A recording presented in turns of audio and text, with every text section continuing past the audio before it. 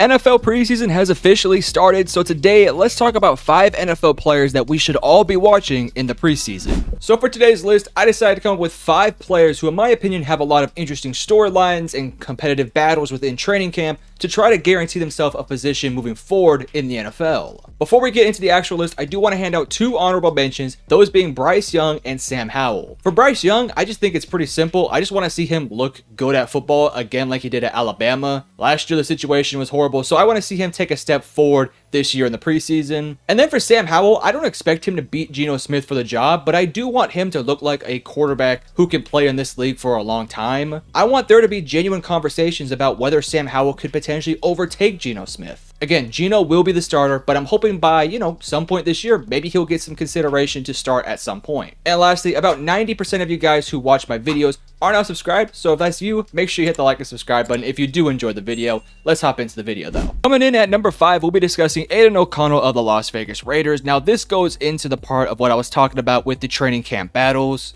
As of today, there have been a lot of speculations about whether or not him or Gardner Minshew will be the starting quarterback come week 1. And I do think that preseason and the rest of the training camp will decide who will be the starter this year. Aidan O'Connell obviously was the starting quarterback for a portion of last year, as he was obviously pretty decent in his couple games he started, of course, being a rookie. In the short amount of games he played, he had 2,218 passing yards, 12 touchdowns, and 7 interceptions. And I really do think that the future of this Raiders team, especially at the quarterback position, is going to come down to the wire, especially these next couple weeks. As of today, I think that the game plan for the Raiders is that they're going to stick with Gardner Minshew as a starter, but again, I don't think it really matters who does start because I think ultimately it's very likely that this team is going to get a quarterback next year. But hypothetically speaking, if Aidan O'Connell can win the job and actually plays really well during the season, maybe there's a chance that he could win the job for the next couple years. I think Aidan has potential. I wouldn't say that I would want him to be my quarterback of the future, especially as I am a Raiders fan, but I am optimistic enough to at least see him out.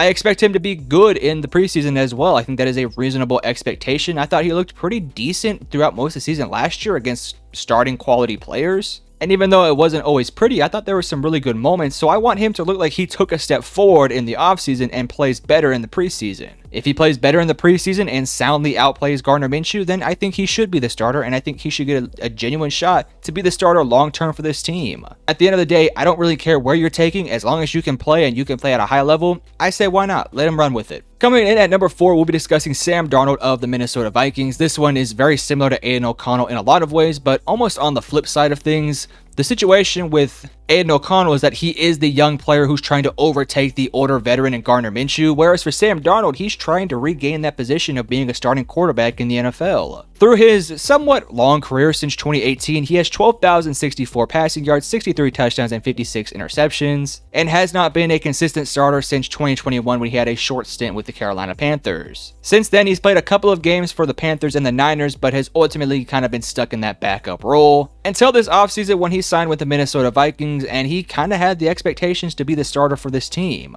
Then, of course, they would take JJ McCarthy in the first round in a spot that wasn't very shocking. And now you have a quarterback battle between a 27-year-old Sam Darnold and an extremely young JJ McCarthy. Based off everything that I've been hearing, it did sound like at some point this offseason that Sam Darnold was the favorite to be the starting quarterback, but it does seem like that is starting to deteriorate every single day. I've heard that JJ McCarthy has played quite well in training camp, and if we assume that does happen again in the preseason, I think there's a good shot that Sam Darnold is stuck back as that backup quarterback. But for the sake of Sam Darnold, if he does want to be a starting quarterback in the league for the long term, I think he must have a really awesome preseason. I think at the end of the day, Kevin O'Connell and the Vikings probably want to start Sam Darnold so that they can sit back with JJ McCarthy and not put too much pressure on him. But I do think that if push comes to shove and if Sam Darnold does not play like a starting quarterback in the league, they will put JJ McCarthy out there and let him ride the team and see how far they can get. And as it goes for Sam Darnold and the rest of his career, I don't know what his aspirations are in terms of being a starter or if he's just okay collecting a check as a backup. But assuming that he does want to be a starter, if he doesn't prove it this year, I don't think he's going to get a second chance. Yes, he was a highly touted quarterback coming out in 2018, but he really hasn't done anything to prove that he was worth that pick. His best year was in 2019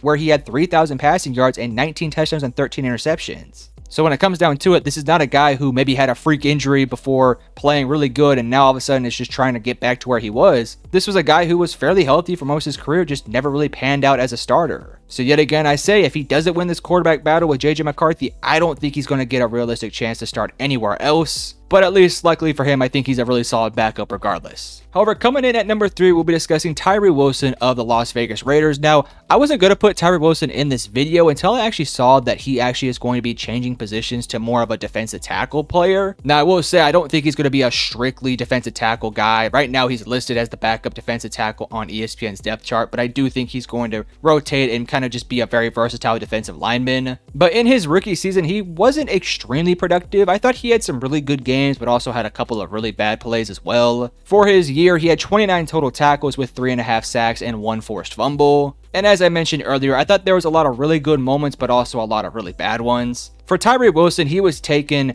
really high in the draft as he was thought to be a project player who had extreme talent, who could potentially someday become like a Myles Garrett-like player if he was to hit his upside. But obviously, it didn't really look like that in his rookie year, which was kind of to be expected. Again, he was a very raw player coming out of Texas Tech, so it was kind of understandable. But I do think that this Raiders team does want to sort of put the pieces together with Tyree Wilson to see if he can be that long-term pass rusher next to hopefully Christian Wilkins and, of course, Max Crosby. Now, I could have put a number of defensive linemen that were taken in last year's draft, whether that was Will McDonald or a guy like a Lucas Van Ness, but at the end of the day, this guy was taken 7th overall in the draft, and I would say of the top 10, you can make the argument that he was the most disappointing outside of like maybe Bryce Young, but that's not good company to be in given that Bryce had a pretty rough rookie season. So with the expectations being super high on him, I think he has to show out and play like a top player on this defense in the preseason games. Thus far through camp, I've heard mixed results from a lot of different media outlets and whatnot on Tyree Wilson. It doesn't really seem like he's necessarily came into form quite yet, which I do expect him to be better this year, but I do want to see significant strides from last year. Like, I think he should be somebody who easily probably gets over maybe 6 sacks next year. But if he doesn't show out in the regular season, I do think that this Raiders team is way too talented to continue to try to put out somebody out there who maybe isn't as productive as somebody else on the team. Again, I'm not saying that the Raiders are championship contenders, so they should just completely give up on this project player. That's not what I'm saying at all. But I do think that this is a team that wants to get production out of him immediately because they think they can contend for the division. Now, I'll say this, Raiders have no chance of winning the division, but maybe they can make the wild card if everything, and I mean everything, does go their way. And I think part of everything going their way would be that Tyree Wilson can develop into being a really good pass rusher next to Max Crosby. But we'll just have to wait and see if that does happen. Again, he was highly touted coming out of college, so I'm kind of anticipating him taking a bit of a leap forward next year. Next up at number 2, we'll be discussing Quentin Johnston of the Las Vegas Raiders. Again, very similar situation here with Tyree Wilson. Last year was pretty disappointing, all things considered. He only had 431 yards on 38 receptions, and that was with a pretty sizable role on this offense. With Keenan Allen missing time and Mike Williams missing a lot of times, he was thrusted into that wide receiver 1/2 like role. And unfortunately for the Chargers, it just really did not work out. He was pretty bad the entire year, but also kind of had a lot of really good moments, but majority of them were pretty bad. And thus far in the offseason, I've seen a lot of mixed results similar to Tyree Wilson. I've seen some plays where he's absolutely mossing some players or making some really awesome plays, but then I'll see the next play and he's dropping a wide open pass or he's just running a bad route. And I think that's kind of what you're getting with Quentin Johnston. Similar to Tyree, he was somebody who I think we all expected to be a bit of a project, but I didn't think that he was going to be this much of a project. Like, I thought coming out of college, he was going to be pretty decent, especially with the role he was given. And it gets even a little bit worse for him when you look at the situation where he's surrounded with Pro Bowl guys like Mike Williams and Keenan Allen. But now on this Chargers team, where you look at the receiving core and you can make a genuine argument that Quentin Johnston might be the #1 receiver next year, given the fact that they only have like Lad McConkey as their #1 guy right now. So the opportunity is there for Quentin Johnston, and I do think he has to grab this opportunity and run away with it. If he goes out there in the preseason and does basically nothing or doesn't play well, I'm kind of skeptical about what the future outlook does look like for Quentin Johnston. I didn't think he was worth a first-round pick when he was taken last year, but ultimately they did decide to take him, and I do think they have to work with him to try to figure out all the kinks to his game. And I do think that if there was an offense that could get the most out of him, I do think that the Jim Harbaugh offense could potentially help a guy like a Quentin Johnston. But I do think I need to see it in the preseason, and if we don't get that version of Quentin Johnston that we expect, I'm a little bit skeptical about his future, especially in the NFL, especially as a starting caliber guy. However, coming in at #1 is going to be Trey Lance of the Dallas Cowboys. Now, a couple years back, for whatever reason, the Dallas Cowboys decided to trade for Trey Lance, which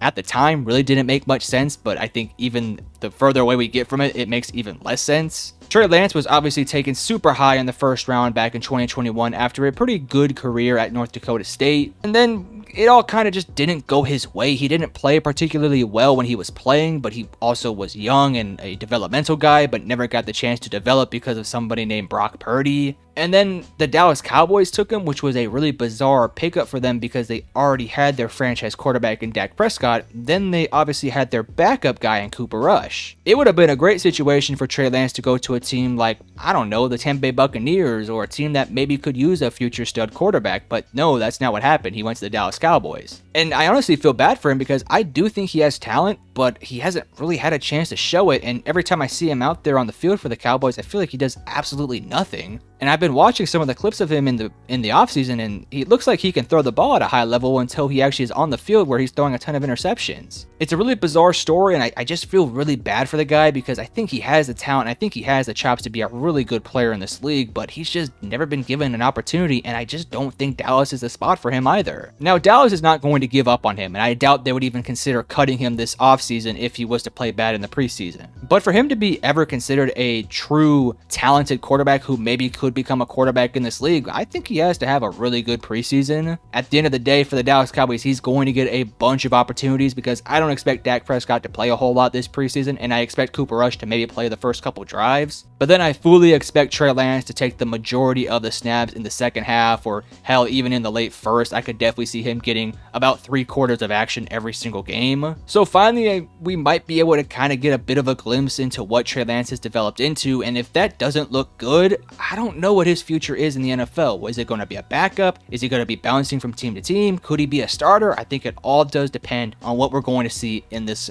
preseason and within the next couple days. But those are just the players that I wanted to put on this list. Again, there are a number of other guys who I did not mention, some guys who maybe are a little bit less known. So if you guys have a name, let us know in the comment section below, and if I agree, I'll hit you guys with a like down there. But hopefully you all enjoyed, and hit the like and subscribe button, and I love you guys. Peace.